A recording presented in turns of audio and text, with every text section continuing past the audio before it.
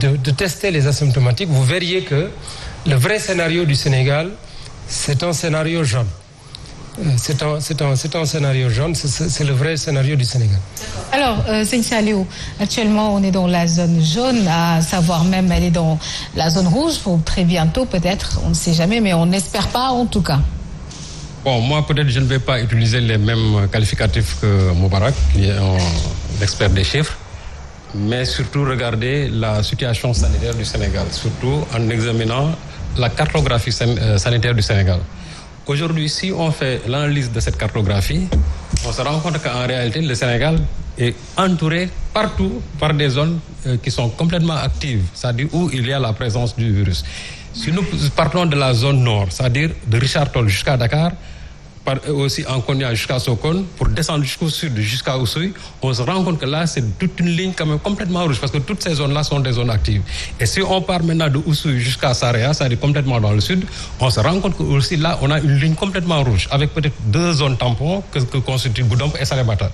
Mais si on remonte encore pour aller vers le nord, on se rend compte que après Kidira et Bakel, qui sont quand même des zones qui ne sont pas encore contaminées, mais de Kanel, Podor, là aussi, on se rend compte que ce sont des zones complètement rouges.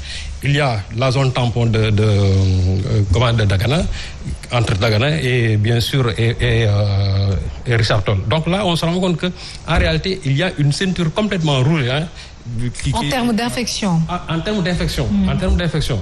C'est-à-dire que là, si nous voulons vraiment faire peut-être la gravité de la situation, il faut que nous analysions aussi les zones où le virus est actif et les zones où il n'y a pas. Donc aujourd'hui, 68 sur les 79 districts, quand même, le virus est présent là-bas. Bien sûr, avec des zones qui sont complètement variables. Parce que si on regarde toujours le classement, on se rend compte que Dakar toujours constitue, en tout cas, il vient en tête avec 72, je crois, 0,2. Il y a après Thiès qui vient, Diourbel et maintenant Ziguinchor. Peut-être le seul bémol, c'est qu'au niveau de Dakar, on a senti une légère baisse. Mais ce qui fait cette légère baisse, c'est-à-dire c'est la montée en flèche aussi des régions. Parce que Ziguinchor, aujourd'hui, de plus en plus, on constate la progression constante de la maladie, de la même façon qu'aussi à Thiès. C'est dans la zone de Diourbel où il y a une relative stabilité. Même ici, au niveau de Dakar, on se rend compte qu'il y a maintenant des disparités. Parce qu'il y a de cela 1 ou 2 mois, on se rend compte que pour les 4 districts de Dakar, c'était pratiquement jeu égal. Mais aujourd'hui, de plus en plus, on voit que Dakar-Ouest est en train quand même de prendre complètement le large par rapport à Dakar-Centre, par rapport à Dakar-Nord et aussi par rapport aussi à Dakar-Sud. Donc là aussi, je crois qu'il va falloir faire des... Même au niveau de la banlieue, on se rend compte que de plus en plus que Guédiawaye prend le large par rapport aux autres villes de la banlieue. Donc là, si on analyse maintenant l'ensemble de ces facteurs, on verra qu'en réalité, on ne peut pas parler quand même pour moi, je dis, bien sûr, on ne peut pas parler de jaune, mais quand même, il y a les zones où il y a la présence du virus.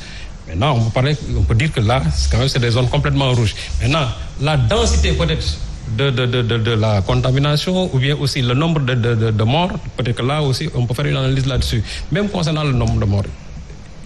Il y a de cela 1 mois, quasiment le Sénégal, je crois, en était à 154.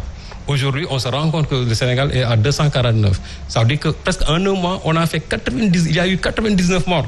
Et là aussi, même si vous le ramenez au plan africain, parce que même les cas de contamination, il y a eu 3000 de plus en 1 mois, 3500 de plus en 1 mois. Et même ramené au plan continental, on se rend compte que même en Afrique, pratiquement en 1 mois, le taux de contamination a doublé et presque le taux aussi de décès a doublé. C'est-à-dire que le Sénégal est en train de prendre ce même rythme. Le Sénégal est en train de prendre le même rythme. Donc, je crois que l'un dans l'autre, on peut quand même dire que la situation dans ce pays-là, quand même, est grave, même s'il y a, bien sûr, des poches qui, pour l'instant, on ne retrouve pas encore le virus, mais de plus en plus, quand même, le Sénégal va, en tout cas, vers cette ligne rouge-là, même si on n'a pas encore atteint, peut-être, en tout cas, la densité de la maladie, comme en Afrique du Sud, ou bien comparé en... C'est-à-dire le pic. Oui. Mais... quand même, le Sénégal est quand même dans une zone rouge parce que si on voit même au niveau de l'instance communautaire que est la CEDEAO, le Sénégal, c'est le 2e pays le plus infecté. C'est le troisième pays le plus infecté. Mais en termes de létalité, le Sénégal est deuxième. Si on prend dans l'espace UEMOA, le Sénégal, c'est le premier pays en termes de contamination et aussi en termes deuxième en termes de contamination, parce qu'il y a la Côte d'Ivoire, mais premier en termes de décès. Au niveau continental, nous sommes 13e. Au niveau mondial, nous sommes 78e. Donc ça signifie que